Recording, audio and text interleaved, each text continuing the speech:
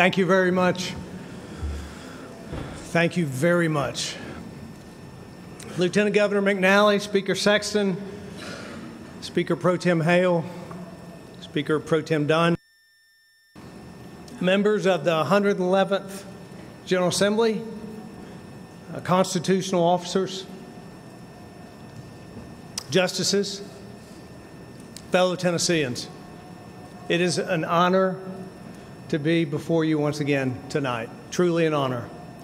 Before I begin, Speaker Sexton, let me offer special congratulations to you on your election as our new Speaker.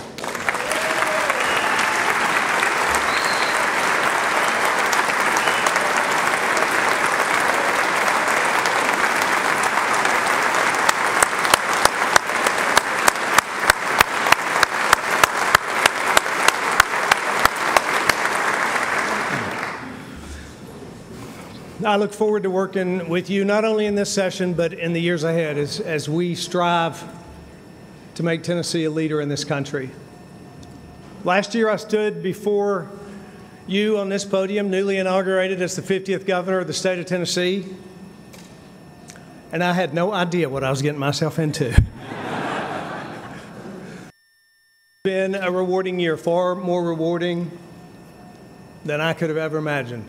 To serve Tennesseans, to help make their lives better, to help give them a better education, to recruit good jobs, and to help make our state a leader in the country. It's been humbling. It's been an honorable experience for sure. And to serve with you, the men and women of the General Assembly, has been a tremendous honor as well. Thank you for your outpouring of support for me during this first year.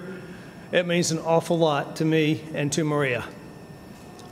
You know, with all the noise in the world these days, whether it's in Washington or New York or Hollywood, I can stand right here and I can't help but look across this room in Tennessee and be inspired. Inspired by every man and woman in this chamber who sacrificed much and who are dedicated to their beliefs and to the service of their neighbors. Thank you for what you do. I look forward to working with every one of you, alongside each one of you, in this session and in the years ahead, as we also together take this state to a place where she's a leader in the country. Our state has another dedicated servant here in this room tonight, our First Lady, Maria Lee.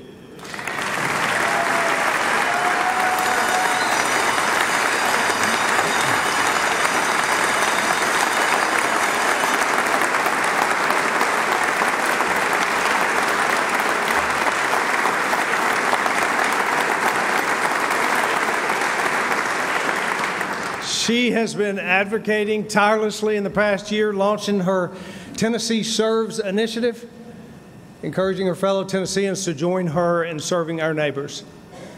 She's hit the ground running. Tennesseans have gotten to know what I've known for a long time. Maria, I love you, and we are fortunate to have you as our First Lady.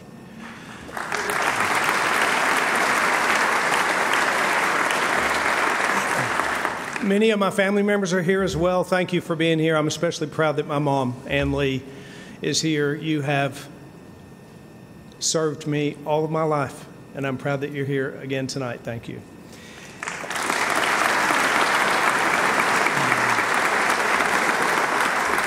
And as I begin, I also want to thank my cabinet and my staff. I'm proud of all of you and your high level of expertise and dedication that you lend to the people of Tennessee each day. Thank you for your hard work. Keep it going. Tennessee is counting on you. Serving as your governor over the past year, I've seen a lot of good that we can be proud of. In 2019, for the first time, we were the best fiscally managed state in America.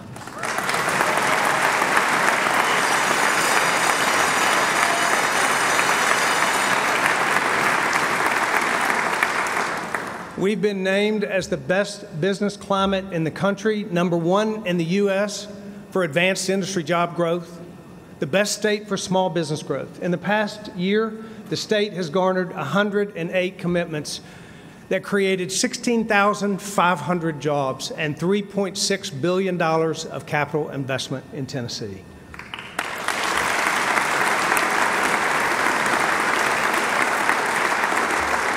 And while we still have more work to do on rural economic development, I'm proud to say that half of those commitments were made in rural counties.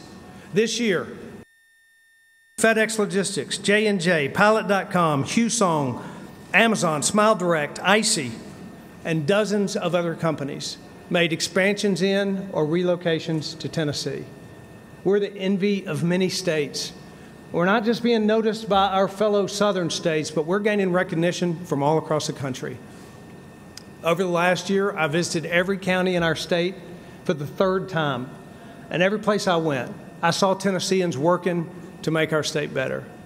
Tonight, we celebrate the state of our state.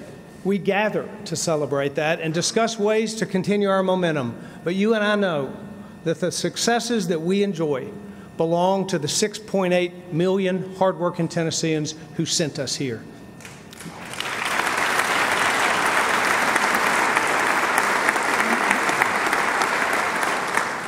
We work for the people of Tennessee. And when you get back to your districts this weekend, you can tell your bosses, the people, that I've seen it with my own eyes. The state of our state is healthy and strong.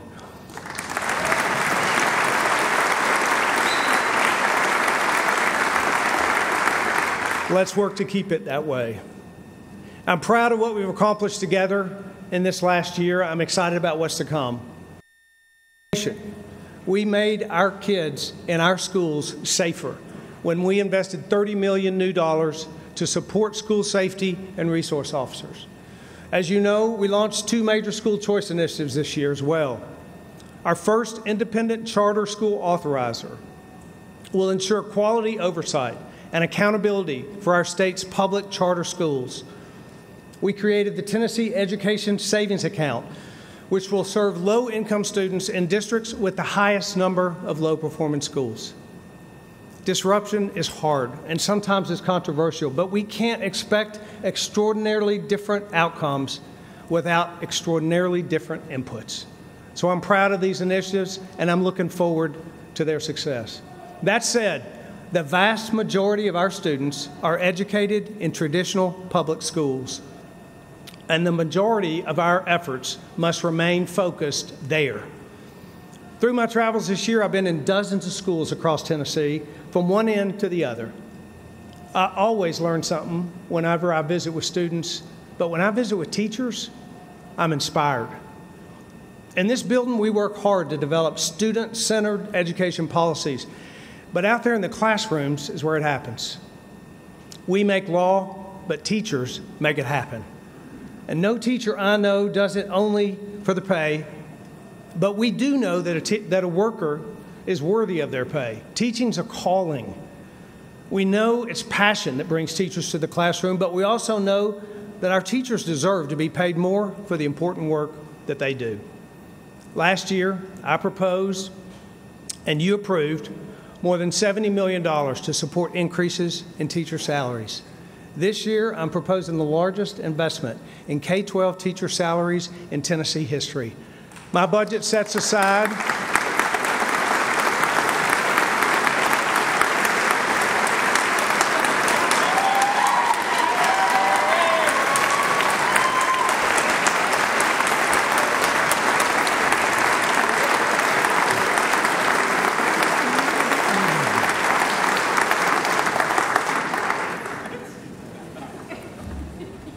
I thought you might be excited about that. My budget sets aside $117 million additional dollars for teachers, an amount equal to a 4% increase in the state's contribution to teacher salaries. We must also work harder to make teaching a more attractive profession. We know that our new teacher numbers are dropping. And as our economy becomes more competitive for jobs, investing in workforce development must include the next generation of teachers. Over the next 2 years, we'll recommend moving minimum salary schedule for teachers from $36,000 to $40,000, so that no Tennessee teacher is making less than $40,000 a year.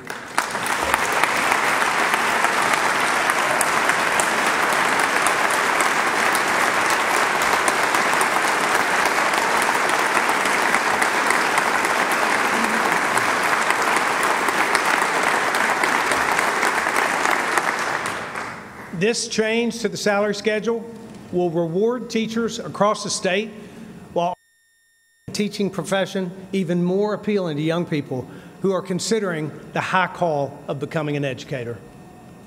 This year, we'll apply to create an AP Education teaching course and launch a new series of grants to district Grow Your Own programs that support the development of a future teacher as early as high school. We're also taking the Grow Your Own concept one step further.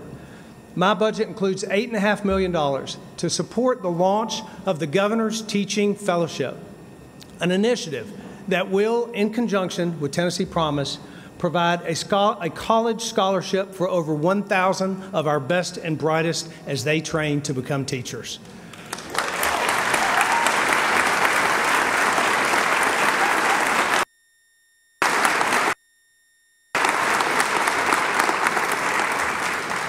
One of the reasons that we're making these investments is because when it comes to educating our children, there may be nothing more important than recruiting and retaining and training educators right here, the best educators in America, right here in Tennessee.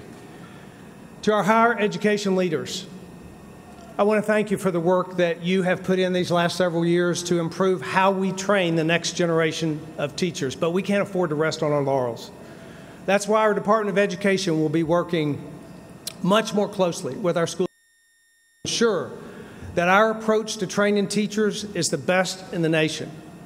In that spirit, I'm excited to announce a first-of-its-kind competition to develop the best teacher preparation program in the world, right here in Tennessee. The Tennessee Teacher and Leader Institute will solicit proposals from across the country to help launch a new initiative that will build the best education prep program in the country. Make no mistake, whatever it takes to make Tennessee the best state in the country to be a student, and that means making Tennessee the best place in America to be a teacher.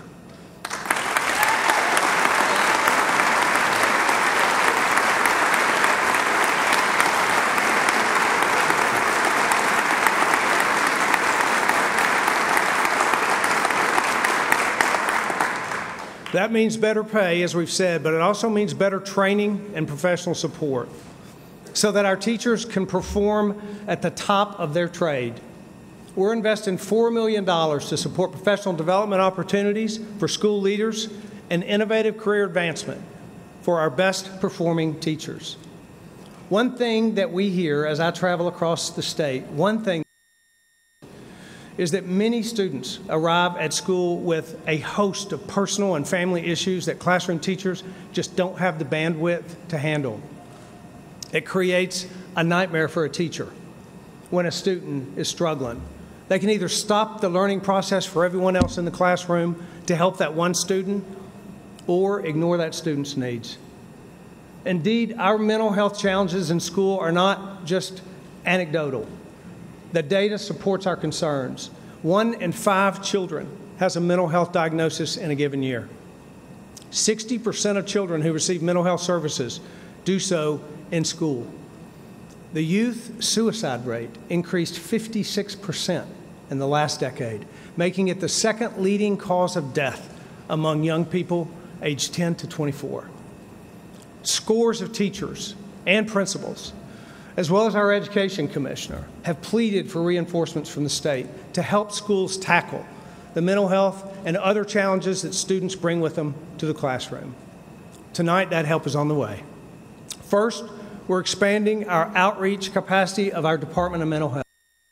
Our school-based behavioral health liaison program from 36 counties to all 95 counties.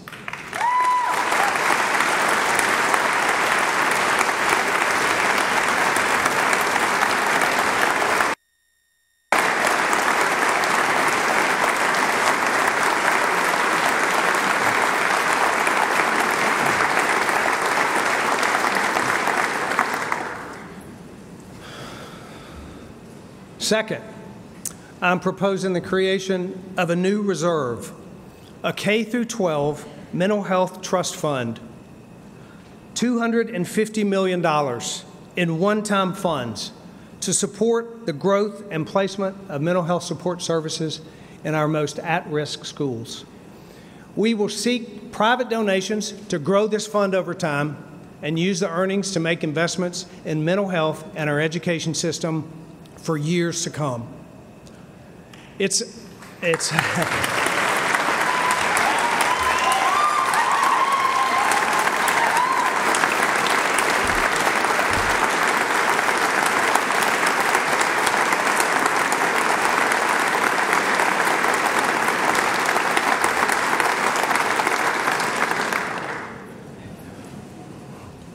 It is our expectation that Tennessee will lead the nation in bringing mental health support to our teachers and to our students, and we are very proud of that.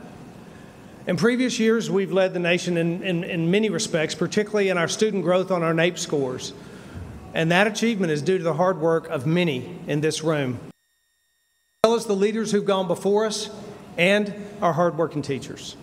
But right now, our biggest academic challenge for our students is literacy. Currently, 1/3 of our third grade students are reading on grade level. Years later, that results in nearly 3 out of 4 students who cannot read their high school level textbooks on the first day of school. Literacy is the foundation for a student's educational journey, and if we can't get early childhood literacy back on track, all of our other investments and work and education will be limited. This year, I'm recommending a new comprehensive approach to literacy. I'm introducing legislation to establish new, clear standards for the training of new teachers and the development of current teachers, grounded in the evidence and science of reading, with proven methods like phonics-based instruction.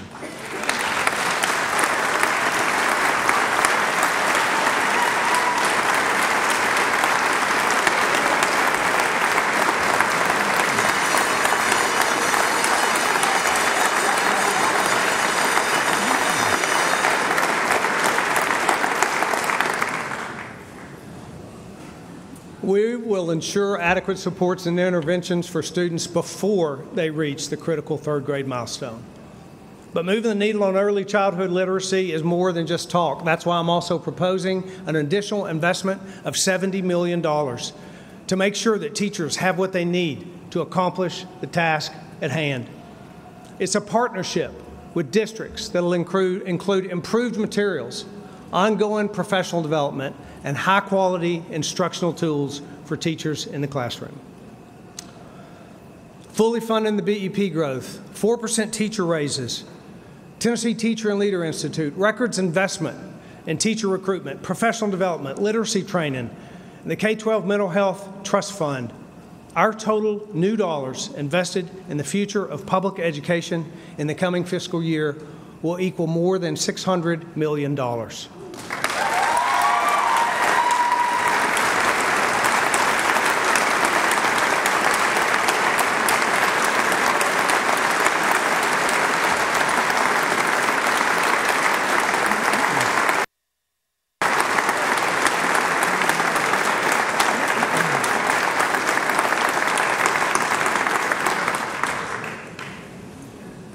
So when you're back home in your districts this year, if someone tells you that we're not supporting public education, truth.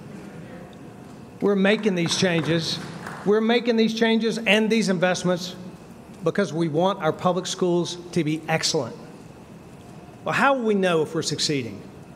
On one hand, Tennessee moved up 9 places in the NAEP in our best performing area of math, and we avoided the national trend of backsliding on past gains. On the other hand, the true measure of a successful education system is a cohort of high school graduates who are well prepared to be productive citizens, whether they choose a career or college. To me, education isn't just about a test score. Assessments are valuable tools, but the adults in education are doing their job correctly. If they're doing their job correctly, they won't just see academic statistics improve. but they'll see the most important stat of all, that our students are prepared to become productive members of society, whether that's entering the workforce, attending college, or earning a high-quality industry certification. This past year, we placed special emphasis on career readiness. I'm proud of the GIVE Act that this legislature approved last year, which allowed us to grant $25 million to schools across our state who are helping young adults learn industry certifications long before they ever have in the past. This year, we launched 28 new work-based learning programs, 18 of which are in rural, distressed counties. Some of my favorite days of governor have been traveling to this state's rural counties and delivering a GIVE grant to launch a new CTE program. As I stand in a welding shop, looking into the eyes of students who maybe for the first time are excited about what they're doing at school, I look at them and say, you have a unique ability to connect your hands that a lot of students don't have. I tell them, we need you. We need your skills. Your communities need you. And then I'll look at them and say, stay in your rural county and put those gifts and skills to work in your own backyard. We need you. I'm also proud of the Future Workforce Initiative, which is adding 100 new middle school STEM programs by 2022 and tripling the number of STEM designated schools in our state. Through this work, we've seen a 100% increase in the number of schools applying to receive a STEM designation. I'm also proud of our Department of Labor and Workforce Development, who, in partnership with the Trump administration, has launched new investments in youth apprenticeships. Our workforce cabinet members have done a great job this year. For the first time, state agencies who are involved in workforce development are beginning to pull in the same direction, and their work is already paying off. The first outcome of that work will be next week's launch of Apprenticeship Tennessee, a new effort that will realign our approach to getting individuals back into the workplace. For those who do take advantage of our state's higher education excellent programs and schools, we want to make sure that high-quality facilities and standards await them to give them their best possible chance of success. Last week, the Higher Education Commission released an update to our state's 5-year master plan, shifting the focus from degrees to jobs. We're moving forward with bold new goals, like increasing by 10% the number of dual enrollment students, increasing by 20% the number of Tennessee degrees in computer science and data analytics. And in addition to large investments in our salary pool and our outcomes-based funding formula, I've set aside nearly $160 million for capital improvements and $70 million for capital maintenance projects on our college campuses across Tennessee.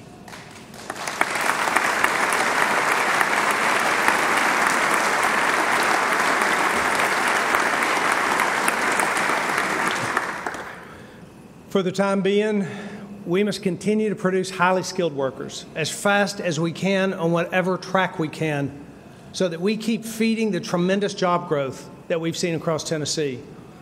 This year I met with CEOs from South Korea to Silicon Valley and everywhere in between.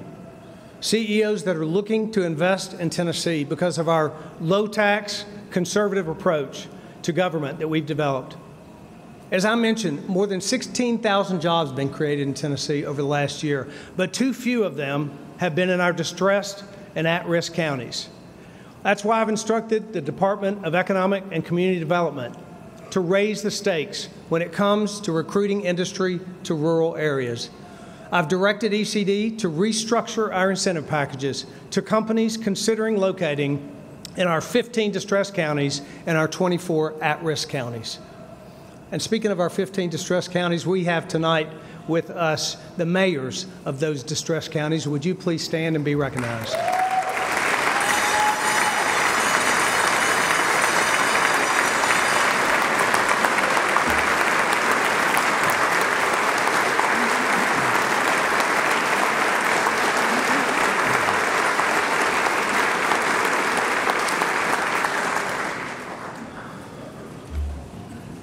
We're proud you're here. We're certainly grateful for the hard work that you do in some of our most difficult, yet some of our most remarkable areas of our state. For the last several years, our strong economy has been feeding a very healthy budget, and the leaders in this room should be commended for their good stewardship. Conservative principles work. And as I enter my second year as governor, I pledge to you to continue to lead our state in the direction of conservative fiscal management. As you know, I've asked each of our departments for a 1% budget cut last year, and they responded with cuts totaling 1.7%, $91 million trimmed from our state budget. A few months ago, I traveled to New York with our constitutional officers, with Speaker Sexton, to meet with the bond rating agencies, sharing our story of fiscal responsibility and consistent results, and they rewarded our collective effort with a AAA bond rating from all three agencies, and we are one of only 13 states.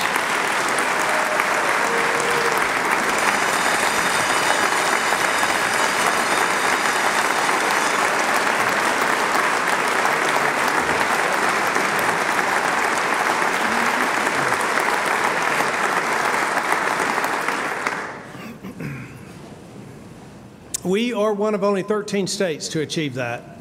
Indeed, our economy is strong, and a rising tide lifts all boats. And it's only fair that when the state's fiscally healthy, some of that money be returned to the taxpayers. So tonight, I'm announcing a proposal to cut the professional privilege tax in half and return $40 million to individuals and small business owners who every year pay this arbitrary and unfair tax.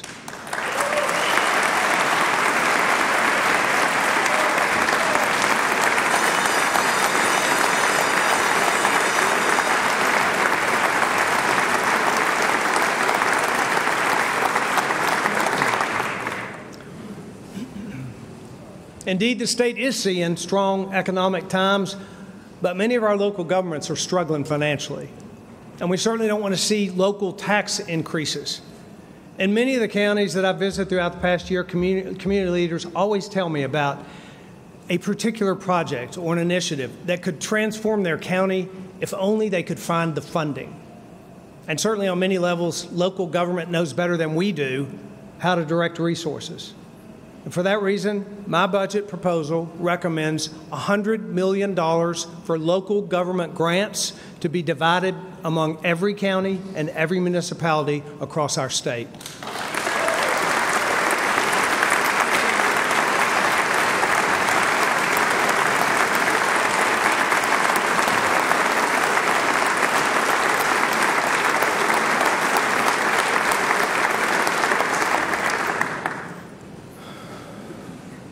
This money, returned to states and counties, can be used for one-time expenses like road projects or IT upgrades, capital maintenance, utility system upgrades, and public safety projects. Last year, we made the largest single contribution in our state's history to our rainy day fund, bringing the total to $1.1 billion. Very few states have minimal debt and a growing rainy day fund. And this year, we're proposing making an additional $50 million contribution, which is 20% more than the statutory requirement. Even as we save, and even as we save for a rainy day in Nashville, we know, as I said, not all parts of our state are seeing the same. You may have heard that rural Tennessee is a priority of mine. My first executive order focused the attention of the state government on rural areas. I later gathered our cabinet and governors and leaders from our 15 distressed counties for the first ever Governor's Rural Opportunity Summit in Perry County. Last year, we invested $20 million in broadband expansion to increase services in rural areas that need it the most. And this year, I'm pleased to announce a recommended additional $25 million investment in broadband expansion.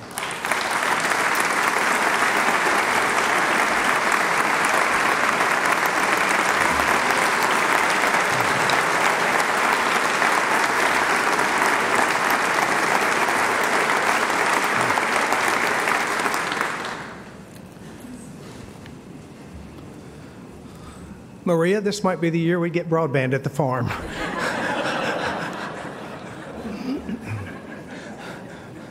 I'm also recommending $20 million for ECD's Rural Opportunity Fund, which supports site development, Main Street developments, and critical infrastructure assistance for rural counties. We expanded an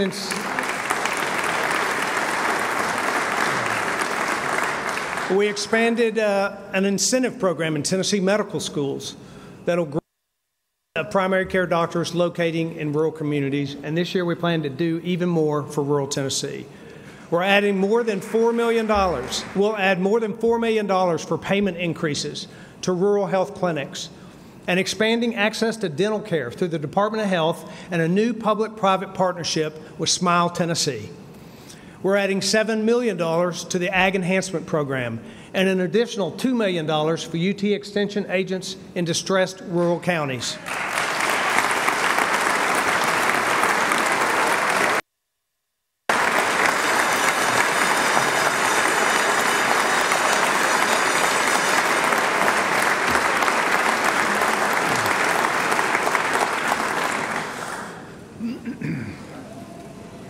The Department of Tourism has created an Office of Rural Tourism, and we've set aside nearly $2.4 million for their efforts to draw attention to the beautiful parts of Tennessee that are off the beaten path.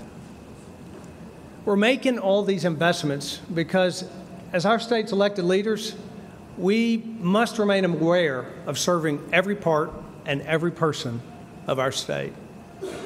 That's why I've made criminal justice reform such a large priority, because every person in Tennessee wants and deserves to live in a safe neighborhood.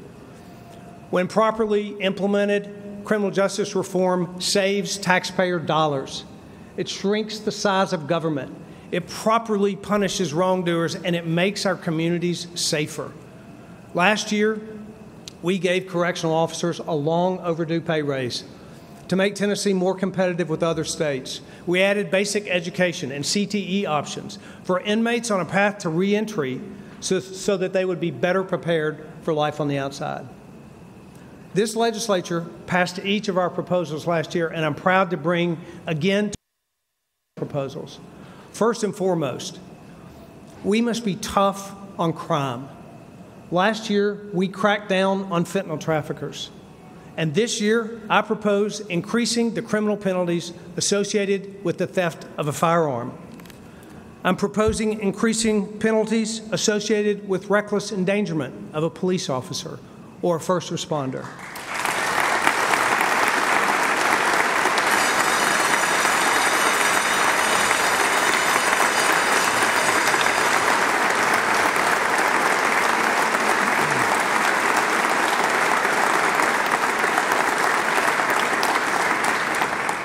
But 95% of incarcerated individuals are not serving a life sentence, which means that one day they'll leave prison and they will return to a community near you.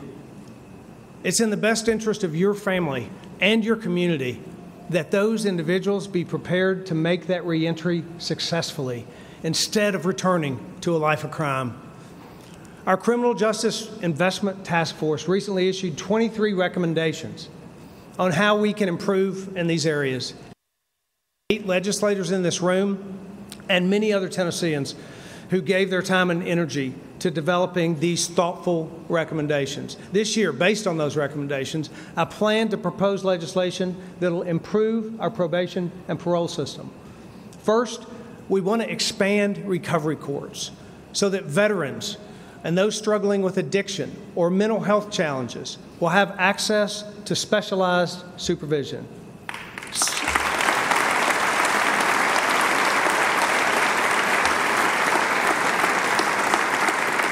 Second, we want to improve the use of our community supervision, including at the end of a prison sentence.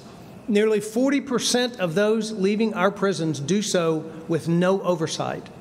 And all too often, those individuals are the very ones who need it the most. Third, we want to encourage those leaving prison to secure employment by revising the occupational licensing process and encouraging employers to hire the formerly incarcerated. By drawing upon evidence-based best practices, proven We're confident that outcomes for those on community supervision will improve and our communities will be safer. We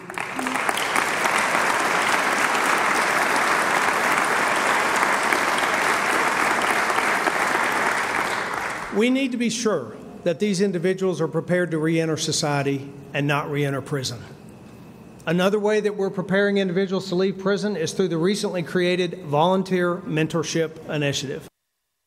In the fall, and already more than 24 inmates have been matched with legislators and members of our staff to begin thinking about what life looks like at the end of their prison sentence. Our second round of mentors has just been matched, and they'll go through the orientation process in the next few weeks. But what's really exciting is hundreds of Tennesseans have reached out to express interest in becoming mentors, and we'll be including them in this process very soon. And by the way, if you want to be a mentor in this process, you can sign up on my website. I'd like to talk about just one other public safety budget item we're proposing. For many Tennesseans, the only interaction they have with their government is the Driver Services Division at Department of Safety. Tennesseans deserve to have great interactions with their state government. And I've asked our Department of Safety to take steps to improve experiences at our driver service centers. I'm proposing 80 additional positions and funding to assist in decreasing wait times for our customers as they answer the federal mandate to obtain a real ID.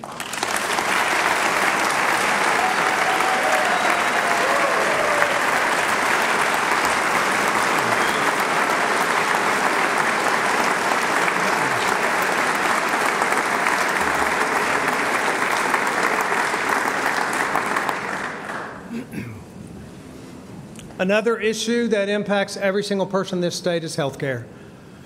Last year, we added $3.5 million to the health care safety net, specifically designed to help provide direct care to uninsured adults.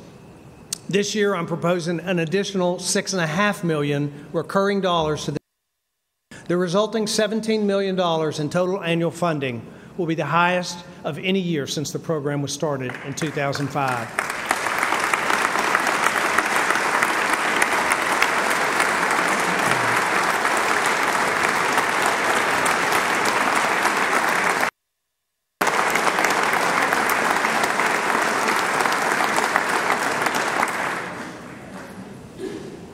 We're also setting aside more than $7.5 million to create a children's behavioral safety net, health safety net. This initiative will work to ensure that no child in need of critical behavioral health services is unable to access them.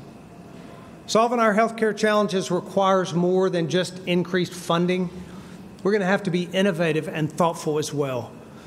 Because of the encouragement of this legislature, I'm proud that Tennessee was the first state in America to apply for a Medicaid block grant from the federal government. Tennessee runs the most efficient Medicaid system in the country, and the result is that we're one of only a few states who underspend the federal government's estimate for what it should cost to cover our Medicaid population. Our proposal to the federal government is that we get to share and spend that money to cover more services and more people. And while we don't yet know whether this proposal will be accepted, I'm confident that what we've proposed will be good for Tennessee if it is accepted. And no Tennessean would be worse off if it is. Under the proposed budget, my administration will fund the third year of the Rural Hospital Transformation Program.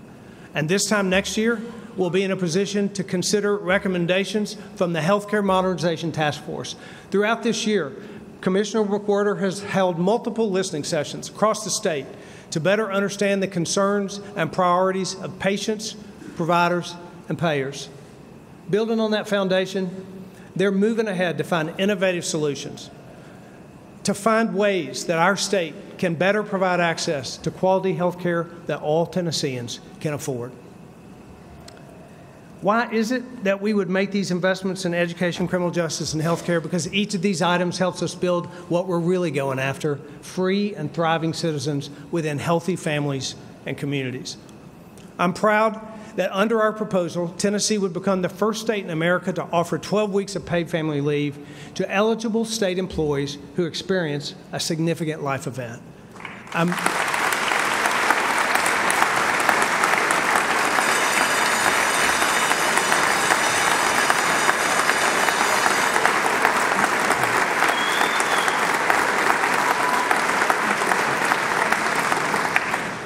I'm proud of our state workers. I'm proud of our state workers, and offering them this benefit will help us continue to retain the best and brightest and help those who help our state. This budget also proposes changes to our TennCare program that will benefit young families. We know infant mortality and maternal health are challenges for our state. 1 in 2 Tennessee births in our Medicaid program. That's why we're proposing 2 new initiatives to expand prenatal and postpartum coverage for our TennCare recipients. First, we're launching a 3-year pilot plan to extend postpartum coverage to 12 months for mothers covered by TennCare. We're also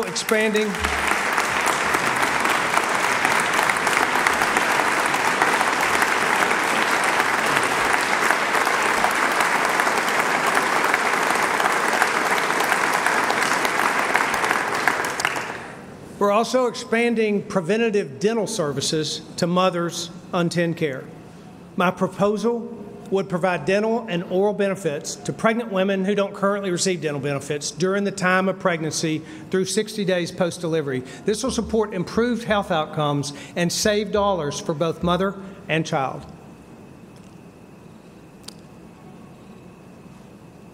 For me, one of the most important things we can do to be pro-family is to protect the rights of the most vulnerable in our state, and there is none more vulnerable than the unborn.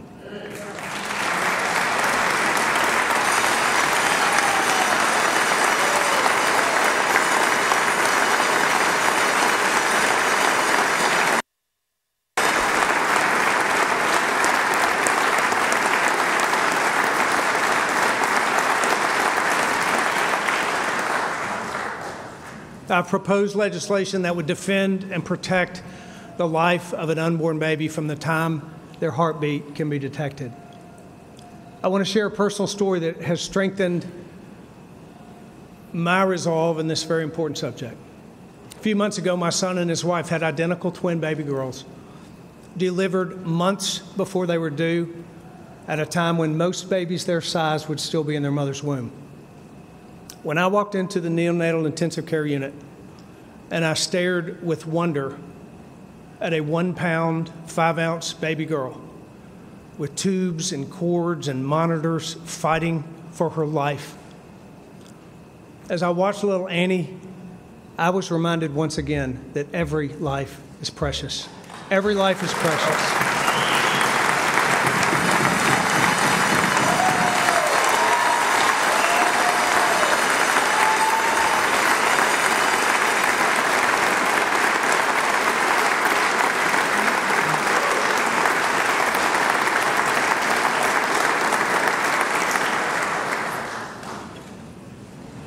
Every life is precious, and we'll support pro-life policy in this state because everything precious is worth protecting. My first year as governor has been the most enlightening of my life. At my age, I thought I'd seen it all. But this job provides a new perspective on our state, on its people, on our common challenges. I've been to every county in this state at least 3 times. I've seen a lot. And some days my heart swells, glad to see a community thriving or a program working, and other days my heart breaks, frustrated with the failures of an imperfect system and wishing that we could do more. But if I could say one thing to my fellow Tennesseans as I enter my 2nd year as governor, it'd be this: I see you. To the farmer standing in a flooded field in West Tennessee looking at a ruined crop, I see you. To the single mom in a TCAT class at night to give her family a new opportunity, I see you. To the young girl with great potential and even greater dreams, stuck in a school that doesn't meet her needs, I see you. For the their life on the line, or a crime victim who's been harmed by a broken justice system, I see you. To these and the rest of 6.8 million Tennesseans, you don't expect government to solve all your problems, but you do expect to get what you pay for. I see you. We see you. And we will keep striving to bring good jobs and good schools and safe neighborhoods to every corner of this state, because that's what you elected us to do, and that's what you deserve. As we conclude tonight, let's be reminded that the walls around us are the walls of history. Remarkable men and women have accomplished much in this very building. In fact, one of the most important decisions in the fabric of our nation was resolved 100 years ago right here. On August 18, 1920, the Tennessee General Assembly voted to approve the 19th Amendment to the United States Constitution, which enshrined for women the constitutional right to vote.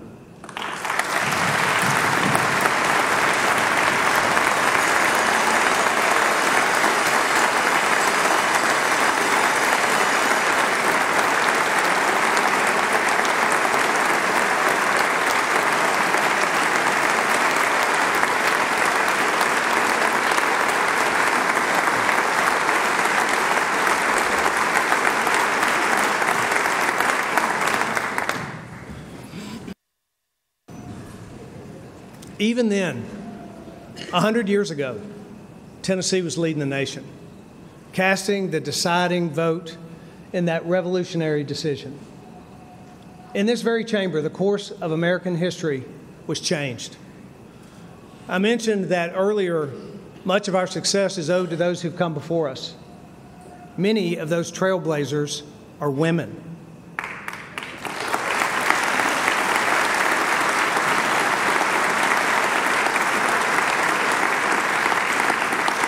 Our state and our country have thrived in large part due to the pivotal role played by women in society and in government. And can you believe that was just 100 years ago? History's funny that way. What seems inevitable now would have seemed far from it to those engaged in the day-to-day struggle for suffrage. 100 years later, our struggles are certainly different. But as we celebrate the centennial of Tennessee's role in ratifying the 19th Amendment this year, what I hope we remember is this. The long arc of history remembers fondly when leaders do the right thing, especially when it's hard, especially when the politics of the day don't offer any rewards. And my hope is this, that history records that we were leaders who worked together, who stood firm in our individual convictions, but who remembered that differences should not divide us.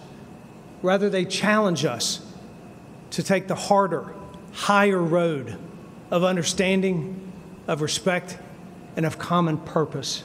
God has given us great favor and blessed us with a great responsibility to effect positive change for our families, for our communities, and for our state. May we pursue the challenges before us with grace and humility and courage.